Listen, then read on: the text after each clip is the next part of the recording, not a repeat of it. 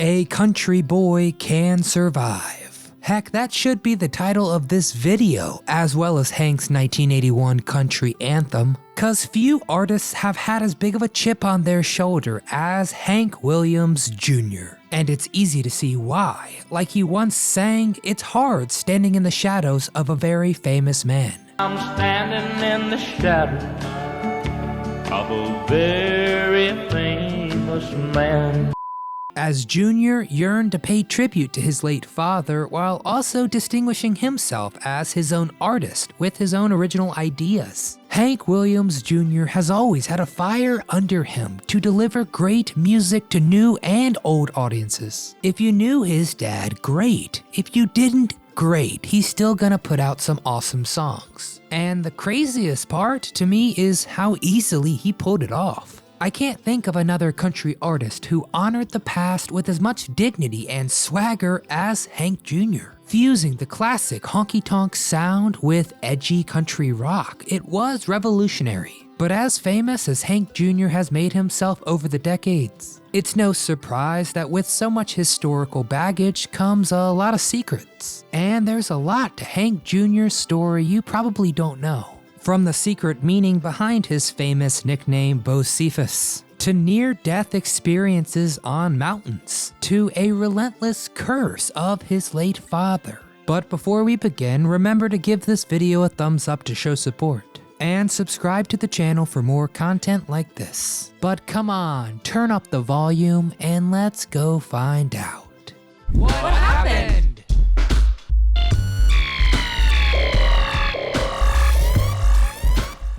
Introducing Bocephus.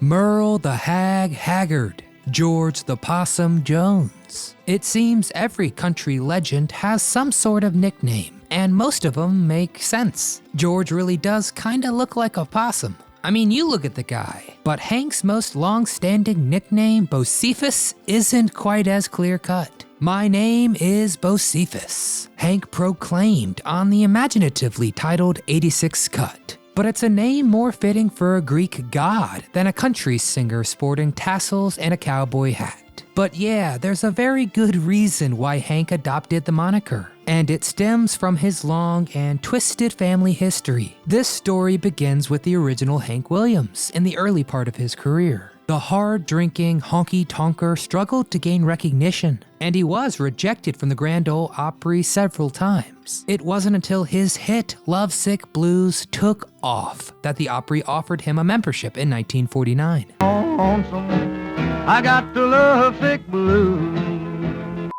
And at his inaugural performance, he received 6 encores from the audience. That was one good year, as Hank Jr. was also born. From then on, the legendary show would play a pivotal role in his career, helping introduce him to millions of fans and taking him across the globe. The people at the Opry weren't just co-workers, they were a home to Hank. Now, Hank took a special liking to the teller of tall tales, comedian Rod Brasfield, whose ventriloquist act just plain cracked him up. Rod's ventriloquist dummy was called Bocephus, and he began calling Baby Hank by that name too. Of course, when Hank was performing at the Opry, Baby Hank and his mother would tune in and listen to the Thin Man sing. And he would end his broadcast by saying, "Don't worry, Bocephus, I'm coming home."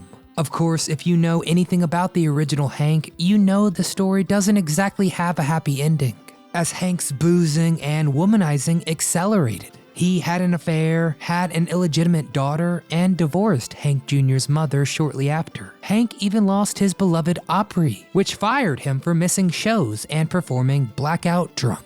Now, Hank Jr. was only 3 years old when his father died in 1952. Never old enough to properly remember his dad as more than a faint memory, and perhaps a soothing baritone voice. Always making a promise he'd never be able to keep. "Don't worry, Bocephus, I'm coming home." The Great Fall off a mountain. Hank Jr. didn't exactly have the easiest start to his career. From a young age, he was forced into the uncomfortable role of collaborating with, and in some cases, impersonating his dead dad. When he turned 18, he broke ties with his domineering mother and set off on his own. But his father's ghost wasn't that easy to ditch. Slowly, Hank Jr. sank into hard drug use and a failing marriage. He knew he had to get it together or risk sharing his father's fate. So he decided to shake up his whole life and start fresh. He began exploring new creative directions in the studio and decided to climb a mountain in Montana because why not? Dad never did. But this was when tragedy struck. High up in that range, a rock shifted, causing an avalanche that pushed Hank Jr. 500 feet down the mountain, careening off sharp cliffs and boulders. And let's be honest, he should have died up there. But someone must have been looking out for the guy because miraculously he survived, but not without scars. His entire face was shattered, and he spent 8 days in intensive care. But he did recover relatively quickly. When he came out of the hospital, he was ready to hit his creative peak. The accident left gruesome scars across his face, causing him to grow a beard and always wear a cowboy hat to hide his wounds. Recent tragedies. While the ghost of his father and his fame have relentlessly pursued Hank Jr. through his career, the singer has fought viciously to establish himself as his own man while also paying tribute to his late dad. These efforts aren't just an attempt at creative freedom. Even more than his father's music, Hank Jr. has fled his father's tragic, booze-ridden fate. For the most part, this has been successful because, as well as establishing himself as a unique, principled musician, Hank Jr. has also escaped following his father to an early demise. While he's had his own struggles with drugs and alcohol, particularly after his infamous 1975 near-death mountain climbing experience, Hank Jr. has kept it clean enough to continue his career and family life as he sees it. But sadly, fate doesn't always follow your rules. And although Hank Jr. has played it smarter than his father did, his tragic ghost still follows him. While Hank Jr. has made headlines for his music and his political statements, his private life has typically been just that, private. But we found some heartwarming and heartbreaking stories of love and loss, as family life wasn't always easy for Hank Jr. He struggled through 2 difficult marriages in the early stages of his career. It seemed that trouble with women was just another family tradition he was carrying on. But then something happened that would change his life forever. In 1985, Hank met a fan at one of his concerts. She was a model for Hawaiian Sun Tropical Lotion, and the two hit it off and were married within a few years. Over the next few decades, Hank Jr.'s family was his rock. They had 2 children together named Samuel and Catherine. It seemed like happily ever after from then on out. A father's nightmare.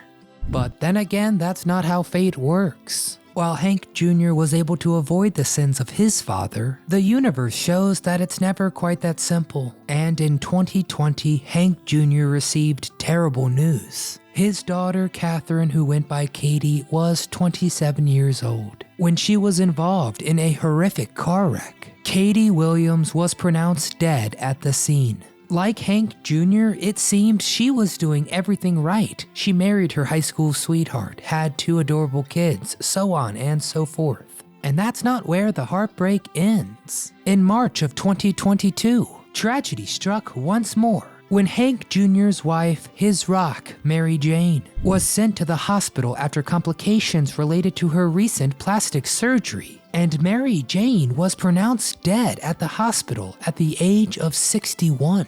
This much tragedy is often too much for one person to bear. How could this have happened? For decades, Hank had done everything right. He quit the booze, he commit to his art, and he raised his loving family. Was there ever any point? Well, Hank Jr. knows that wasn't the right message to take to be discouraged. If he had lived a rambling life and been struck down in his prime like his father, he never would have met Mary Jane and built a life together, or developed his own creative perspective. And if Hank Jr. were to give up now, he would be abandoning his remaining children and grandchildren. Losing people is hard, but as a famous poet once said, "'Tis better to have loved and lost than never to have loved at all." Hank's father never learned that, but Hank Jr. certainly did. Not only do his children bring him joy and fulfillment, but they have also followed in Dad's footsteps too. His only child with his first wife is Hank III,